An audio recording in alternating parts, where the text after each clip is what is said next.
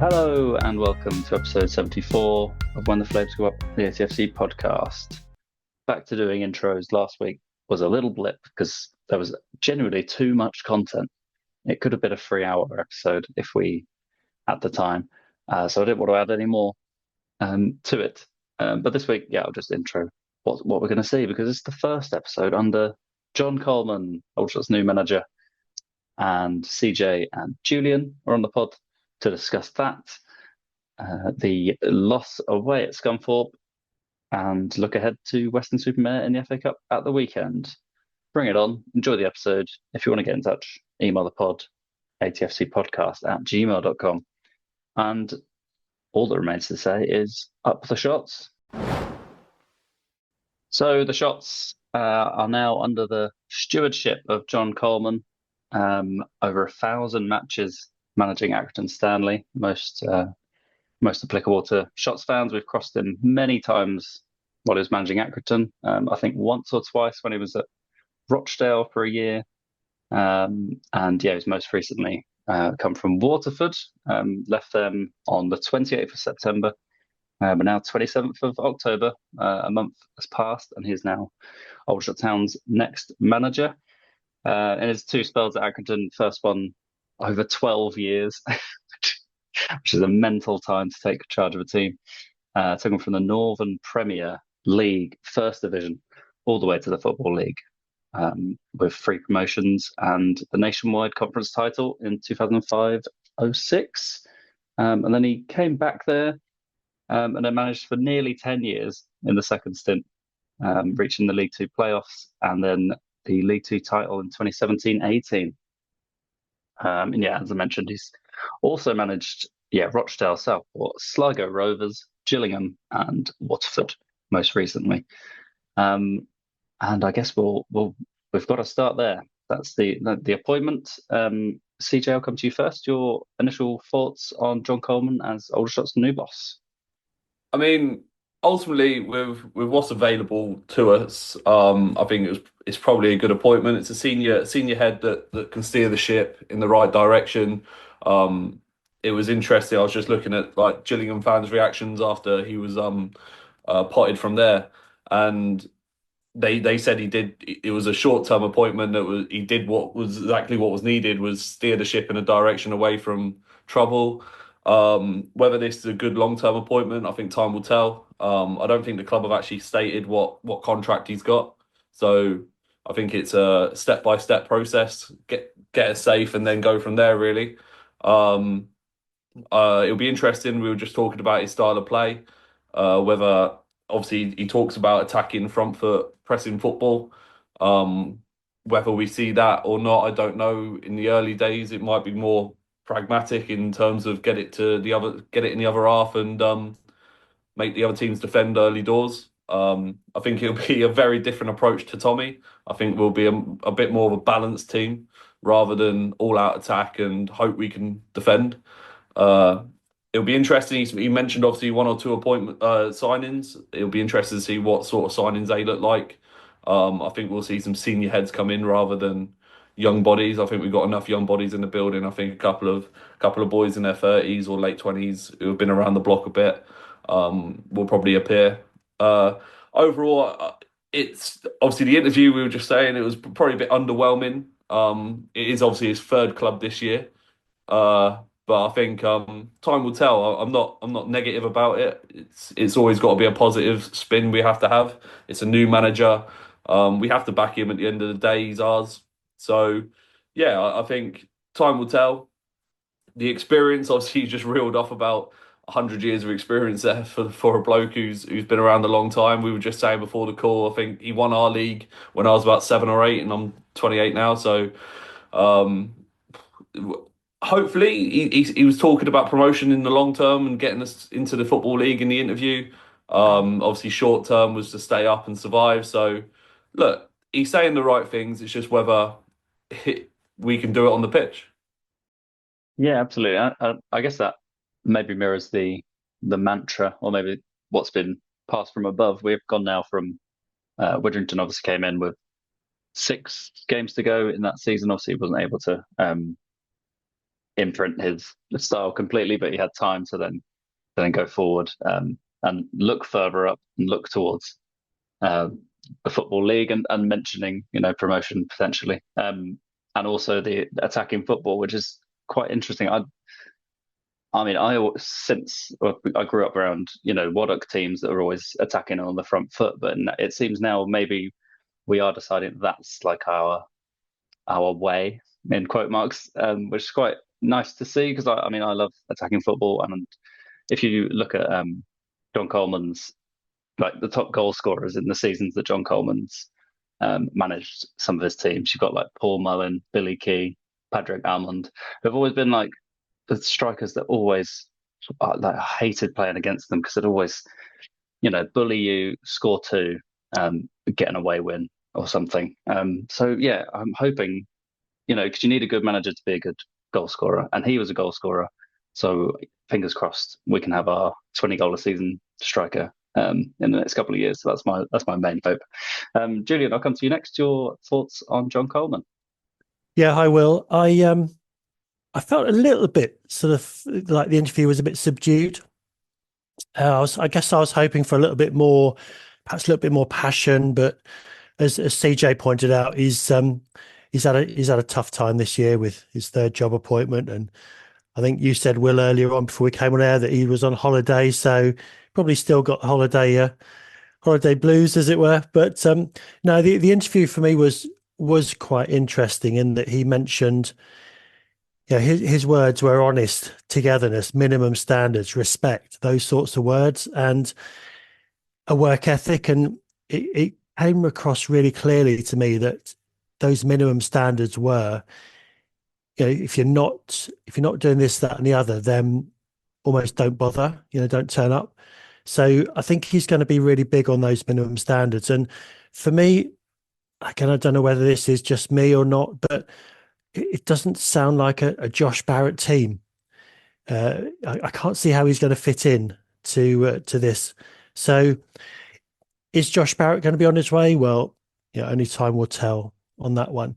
The other thing that for me was encouraging, and I know all managers will probably say the same sort of thing at the start, but he was talking about a project moving us forward, getting out of relegation, and ultimately League Two, which obviously is exactly what all the supporters will want to hear. But just picking up on something you pointed out there, Will, which was interesting. Yeah, he's always been renowned for his sort of mobile small strikers, hasn't he? Like you said, and I'm just wondering whether one of those two players he mentions is one of those players. Now, I think CJ, you mentioned it before about we haven't really replaced Barham, and I'm just wondering whether one of those players might be small, nippy, goal scorer. Would be great to see. I'm not quite sure where he's going to come from, but and again, I totally agree with CJ on the fact that I think we need a couple of experienced heads in. So it wouldn't surprise me at all if they are, again, as CJ pointed out, sort of 20-somethings, perhaps even early 30s. But yeah, I mean, overall, a little bit subdued, but it'll be really good to see the team and how they set up. I'm sure he enjoyed the back four that he saw on Saturday, and I don't think it's a coincidence that that was probably, although we didn't get anything from it, that was probably for me one of our best away day performances of the season, surprisingly enough. So it was good that he was there, and I think he said in his interview he's seen sort of 5 or 6 games already, which was quite interesting. Whether or not he's seen those on catch up or whether he's actually been there, I don't know. But yeah, overall pleased that he's in the building, that we've got it done quickly, and that he's going to have a bit of time to work his magic on Saturday. Yeah, absolutely. Yeah, you mentioned trying to bring a player in. I didn't really think we could bring in a striker in that mold. I was kind of thinking, can he make one of Abraham's or Gandor into that mold in the short term? Maybe he's able. I feel like I was Gandor getting a goal at the weekend, and however it went in, I don't mind. His name's on the score sheet. I feel like he has some of the attributes that those players have. Maybe not enough to get 20 goals a season, but listen, we got to work with what we got at the moment. And yes, you did mention, we moved to a four at the back under Alan Dowson for the visit to Scunthorpe. And I guess we might as well start there with the Scunthorpe away defeat. I've only watched the highlights of this one because I was listening in to the radio, and a certain someone was on co-comms. So I'm going to come to you first, Julian. First of all, well co-commed. I think it's the first time I've listened this season when you've been on. It was very nice. I just went for a nice walk, listened to you on the radio. But yeah, how was that? And what were your thoughts overall on the performance? Oh, well, it's lovely to hear that you were taking a nice walk, listening to my dulcet tones, Will. And at least I knew there was one person listening. But for me, it was really quite refreshing. I remember, the guys on the podcast last week were saying, if we are going to lose, at least let's put in a performance. And for me, I think they did that. I was, as you said, I was sitting alongside Rob, and we always do a little tally of corners, and it's almost like we're running out of paper. There were so many corners for the shots, and it was constant pressure. And it just, the really frustrating thing for me was that Scunthorpe found a way to win that game, and we need to find that way. We need to find a way to win games ugly, without playing well, whatever it is. And of course, you don't get points for possession. You don't get points for corners. This is a results business, and so that's where I think John Coleman can help us, because he's been around such a long time, and he's seen the last few games, as we've just said. He knows that the players will work hard, and I think I was really pleased for Douse as well, actually, because I thought it felt like the guys in the second half were doing that for him, and I know they think really highly of him, and I'm just so gutted that we didn't get anything out of the game. I was talking to a couple of Scunthorpe supporters afterwards, and they said that's by far the toughest home game they've had all season. They couldn't believe they got away with it. And another funny comment from one of the Scunthorpe players was that the pitch was, I didn't really notice the pitch from where I was sitting, but apparently it was worse than Blackpool Beach. So it obviously didn't play that well. But I think we got some good things to work from there. I'm really pleased with Armitage, and I love Gilligan in midfield. Hopefully he stays. I think he's only going to get better and better. So promising signs ahead, but as I said earlier on, no points for possession or corners. We need to start turning it into victories. Yeah, absolutely. It was a four at the back with Kiban Rai in behind Paddy Gandor, which I didn't think I'd see from the starting block at the weekend. I've heard some pretty good things, and in the highlights, he's plenty prominent, turning on the ball, which is what I kind of pictured him doing when he arrived, but he's not been able to find like a position. I don't think the Tommy Widrington central midfield role is his bag. I think he wants to be receiving it in tight areas of space and then turning and hopefully, I mean, from what I saw in those things and heard on the radio, he was involved quite a lot. So looking forward to seeing if John Coleman felt the same. CJ, I'll come to you. Your thoughts on the Scunthorpe game at the weekend? Yeah, I think obviously we spoke about it last week. Is that we just needed a performance, no matter the result. We needed a performance, and I think first half it was probably even keel. I think they had enough chances, we had enough chances, and it was a bit of a 50-50 game. Obviously the change of shape, 4-2-3-1, didn't stop the defensive errors. I think it just sort of shows that formation wasn't the problem. Even under Tommy, the formation wasn't a problem. Obviously, we had two young centre halves in Jackson and Armitage. Both are quality centre backs. I think it just shows the lack of experience there. You look at the two goals we conceded, absolutely humming. It was just horrible to watch. Like I think I mentioned it in the chat. Like we were unfortunate, really. I thought we were definitely the better team second half. I think Douse analysed the game perfectly afterwards. They played. You could see they were playing for him. They were playing for the badge. was there also the element that they knew the new manager was in the house as well? I think that makes a difference. Prove it, and then obviously the way he set the team up. No Josh Barrett. Is there an injury there? Is he off? You just don't know. Obviously, as soon as the post for the squad got tweeted, he was the first person to comment on that. So yeah, I think time will tell. And I think that the big thing for me was obviously the work ethic of the group, and obviously it was a very mobile team compared to what we've probably seen recently. Obviously two fullbacks in Ryan Hill and Taylor, who were up and down the pitch. I thought it was. I mentioned it in our chat. I thought it was a real strange one seeing Ryan Hill at left back, considering we had Ryan Jones playing in front of him. Obviously, Ryan Jones, when he joined us originally, was initially signed as a left back, wing back, winger.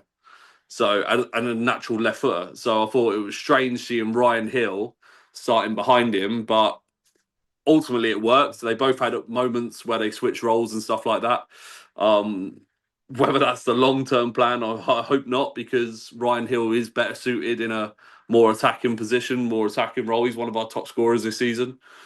And he is one of our more creative players. I think going forwards, obviously the 4-2-3-1, it's interesting whether that's the formation going forwards. I know if you look at online and the transfer market website and stuff like that, it says John Coleman's preferred formation is that. Also, he's dabbled with 3-5-2 as well and 3 at the back. If you look at Gillingham's when he was at Gillingham. So look, he's obviously fluid. He knows the game. He understands the culture of the club. He understands everything. He's been around long enough. I think time will tell what formation we play. I think 4 at the back will be the one we go with, at least initially. To see what bodies we get in. I mentioned in our chat earlier, Harry Pell. He's obviously an experienced player. Has been around the block. He was at Accrington with John. So we'll see. He's not playing at Cheltenham at the moment. He's 34, 6'4". So I think that's something that we probably asking for a little bit in the squad is a bit of height. Obviously, Will Nightingale's coming back soon, so that brings a bit more height to the team and experience. So yeah, I think time will tell really. Whether I think it's almost inevitable that Theo Widrington probably leaves us this week or in the next couple of weeks, and then it'll be interesting to see what follows and how much money we can get for them players as well, as they're all under contract. Nice. So that defeat at Scunthorpe for the Shots leaves us winless in 6. Lost 5 of those matches, as the BBC Sport report summarises quite nicely. At times, I think we're in the relegation places, but we're not by virtue of our goals.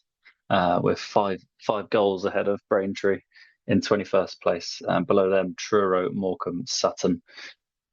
So yes, the task ahead for John Coleman is a big one, but he won't be needing to worry about falling into the relegation zone at the weekend because it's FA Cup weekend. We can get a little bit more excited about the potential of a second round tie as the Shots head to Weston-super-Mare away. As we've mentioned probably in the last couple of weeks since the draw was made, they're in very good form. John Coleman also mentions that in his interview. They're second in the National League South behind Hornchurch, the early leaders. And they are very good at home. They've only conceded 1 goal this season at home. The last time they lost at home was the penultimate game of last season against Truro. So a difficult team to break down, difficult team to beat this season. Julian, I'll come to you first. Your overall thoughts ahead of Weston-super-Mare at the weekend? Yeah, I think it's going to be obviously a tough game. They're flying high at the moment in the league below, but I say this every week, don't I? I feel confident actually that we can go there and get something. Whether it be a draw or a win, I'm not sure, but it feels similar to the Dorking game. They will be difficult to play against, but we handled Dorking okay and come away with a victory there. So I think either a draw or a win would be a good result. Get them back to the EBB and see where it goes from there. But yeah, I think with John Coleman in place, perhaps, as he said, a couple of new faces in. Might even see Will Nightingale back. Frosty, it was great to see Frosty back, by the way, at the weekend. Yeah, he gives us something else, and Matt Penny as well could well feature. We don't know. He might be the answer to the left back role in getting him in place of Hill, and then getting Hill a bit further up the pitch, perhaps in that role that Kiban Rai was holding, if they do keep with the same formula. But no, overall, confident. I think we can get a result there. We'll be in the hat for Monday evening, whenever the draw is, and yeah, it's quite refreshing, actually, isn't it, to not have to think about the league for a few days at least. Yes, absolutely. Yeah, I did completely forget to mention Tyler Frost returning to action, coming off the bench on Saturday. That was one of the nicest moments, to be honest. Hearing it on the radio, it's quite, yeah, it kind of puts it in context. I've been waiting all season to get Frosty back on the pitch, so it's great to see him back. It's like greeting an old friend when I see him on Saturday. I'm not friends with, but just seeing him in midfield or wherever he ends up, it will feel like seeing someone for a long time after a long time. There are. I was just noting down how many places between us. So only 5 places between us and Weston-super-Mare in the league below, which to me just screams great FA Cup tie. I feel like an in-form team against an out-of-form team from the league above is basically the perfect perfect chemistry you need. Probably as a home team, you're thinking this is ours for the taking. We'll do them here, but I feel like there'll be goals. Obviously, they don't concede many, but I think we've got a broadly decent formula to score goals. CJ, I'll come to you. Your thoughts ahead of Weston at the weekend? Yeah, I think the big thing is going to be the new manager bounce. That's, I think, a real big consideration that Weston will be taking under. It'll also be interesting to see, obviously, if we get 1 or 2 faces in, how that improves the squad. Do they go straight in? I know Julian mentioned Gilligan. I thought he was pretty good against Scunthorpe. He dictated play really well, especially second half. I thought Hargreaves and Gilligan dictated. So whether that's the formula going forwards. Obviously, Tetek, I think, will be back and available at some point. Frosty back in, Ryan Jones back in. All of a sudden, going forwards, it looks a lot more promising. Like you said, I think we got enough goals in us going forwards. It's just whether we can keep them out down the other end. So, obviously, if Will Nightingale comes back, that brings a bit more experience in. So yeah, overly it's positive. I'd say. I think the appointments come at the right time with players coming back in, so he's got a bit more to pick from and play with. So yeah, I think Weston are obviously going to be up for it. They're well informed. They're at home, so everything really points towards a home win. But obviously, John Coleman mentioned in the interview that he wants a cup run. I think that's probably a prerequisite now as being an Aldershot manager, that you kind of need a cup run. I think it's always probably been the way, and we've just been useless in them until Tommy. But yeah, I think it is a prerequisite now that we want to do well in a cup, or at least a couple of cups, and yeah, go from there. I don't see us not going all out on Saturday. I think the performance will be good. I think the energy will be high. I think the supporters will be there in numbers as we normally do, and I think it will be, like you said, a real good FA Cup tie.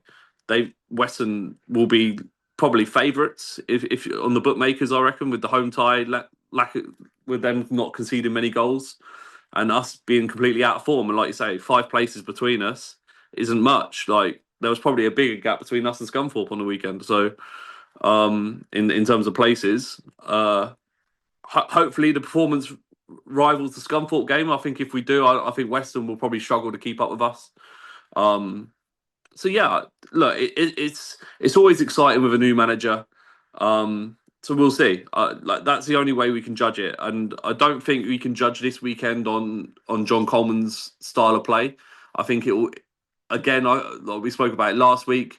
Woking is that the one where after a few weeks we judge it. We'll see. Hopefully it goes smoothly. New players come in and the energy's high anyway with the new manager. So I'm excited. I am excited to see where all this leads. He said the right things in the interview, but then every manager does. It's just where obviously that leads to. Yes. Well, yeah, you mentioned the new manager bounce. I'm always hopeful of a new manager bounce. We didn't get the interim manager bounce, which is one of the great bounces. I think that was that Jason Dodd gave us a bit of a caretaker manager bounce. Those were the days. Always thought Jason Dodd should have got the full gig. We'll never live that down. If he's still available, don't know what he's doing these days. Actually, Doddy. Anyway, so let's hope for the new manager bounce. I'm very excited. I love the FA Cup. If it's not been explained before, I looked at the Great Western Railway's schedule for the game at the weekend, and I said, no, I'm not paying £65.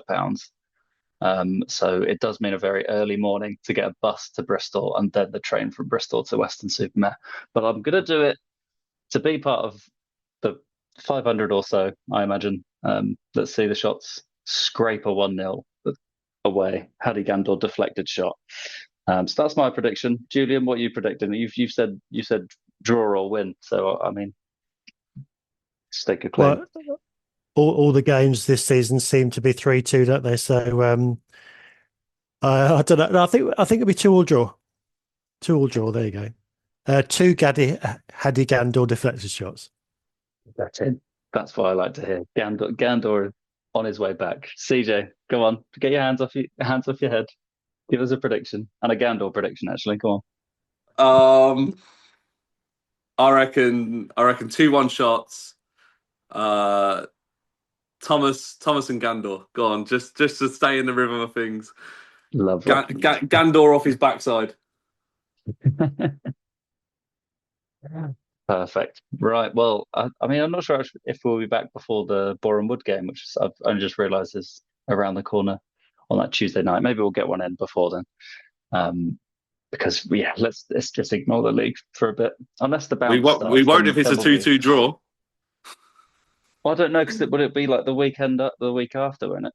I think they do this now. They do it like 10 days later, don't they?